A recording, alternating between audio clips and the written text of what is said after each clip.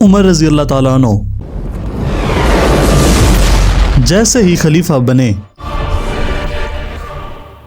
تو سب سے پہلا کام جو انہوں نے کیا کہ خالد بن ولید رضی اللہ تعالیٰ عنہ کو آرمی چیف کے عہدے سے ہٹا دیا اور ان کی جگہ ابو عبیدہ بن جرح کو آرمی چیف لگا دیا۔ یہ کام امیر المومنین عمر رضی اللہ تعالیٰ عنہ نے اس وقت کیا جب مسلمانوں اور رومن امپائر کے درمیان فیصلہ کن جنگ چل رہی تھی۔ حضرت عمر نے خالد بن ولید رضی اللہ تعالیٰ عنہ کو عہدے سے معزول کر دیا، یہ جانتے ہوئے بھی کہ انہوں نے زندگی میں کبھی ایک جنگ بھی نہیں ہاری تھی، اور یہی عمر کے لیے سب سے بڑا مسئلہ تھا۔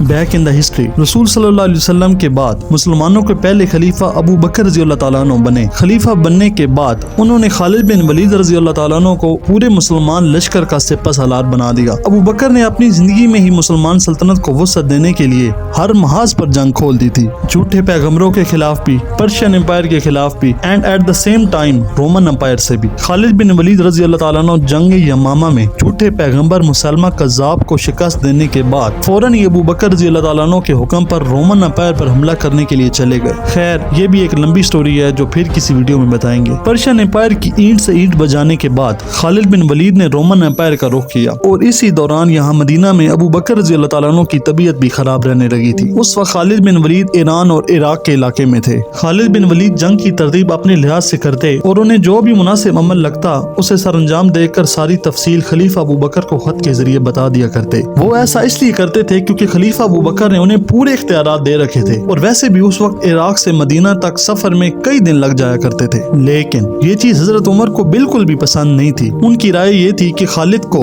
کوئی بھی کام کرنے سے پہلے خلیفہ کی اجازت لینی چاہیے، لیکن خلیفہ ابو بکر خالد بن ولید کے اس عمل کو درست سمجھتے تھے۔ لیکن ایک اور بہت ہی بڑا مسئلہ تھا۔ مسلمانوں کی لاتعداد جنگی کامیابیوں کے بعد ہر طرف خالد بن ولید رضی اللہ تعالیٰ عنہ کے ہی چرچے تھے۔ مسلمانوں کے بازاروں میں بھی لوگ یہ بات کرتے رہتے تھے کہ جس لشکر میں خالد بن ولید ہو وہ لشکر کبھی ہار نہیں سکتا۔ مطلب یہ کہ لوگ زیادہ انحصار خالد بن ولید پر کر رہے تھے، جو کہ عمر رضی اللہ تعالیٰ عنہ کے نزدیک ایک بہت ہی بڑا مسئلہ تھا۔ تو جیسے ہی عمر بن خطاب مسلمانوں کے دوسرے خلیفہ بنے تو انہوں نے فوراً ہی خالد بن ولید کو ان کے عظیم عہدے سے معزول کر دیا اور ان کی جگہ ابو عبیدہ بن جرح کو آرمی چیف لگا دیا، اور ساتھ یہ حکم دیا کہ خالد لشکر میں موجود رہیں گے۔ بتایا جاتا ہے کہ اس جنگ میں خالد بن ولید رضی اللہ تعالیٰ عنہ کے ہاتھ میں سے 4 تلواریں ٹوٹی تھیں، لیکن خیر ابو عبیدہ بن جرح کی قیادت میں بھی اللہ نے مسلمانوں کو فتح دی۔ جب فتح کی خبر خلیفہ عمر کے پاس پہنچی تو وہ زاروں قطار رونے لگے اور مسلمانوں کو اکٹھا کر کے خطبہ ارشاد فرمایا۔ خلیفہ عمر نے کہا کہ اے لوگوں، میں نے خالد کو اس لیے نہیں عہدے سے ہٹایا تھا کہ میری اس سے کوئی ذاتی دشمنی تھی، بلکہ وہ تو میرا خالہ زاد بھائی ہے اور ہم نے اکٹھے ہی تلوار چلانا سیکھی تھی۔ میری خالد کو عہدے سے ہٹانے کی وجہ اس کے سوا اور کچھ نہیں تھی کہ لوگوں نے یہ سمجھنا شروع کر دیا تھا کہ تمام فتوحات خالد کی وجہ سے ہیں،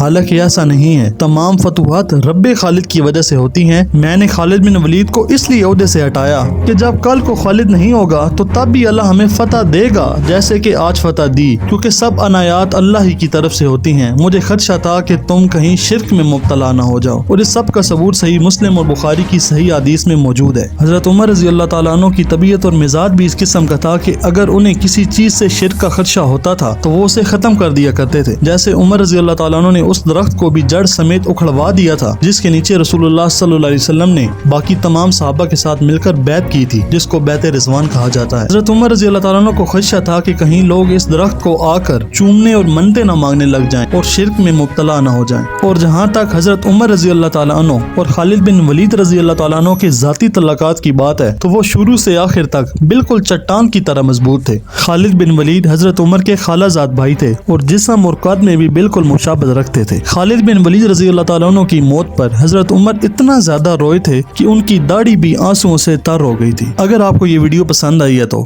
سبسکرائب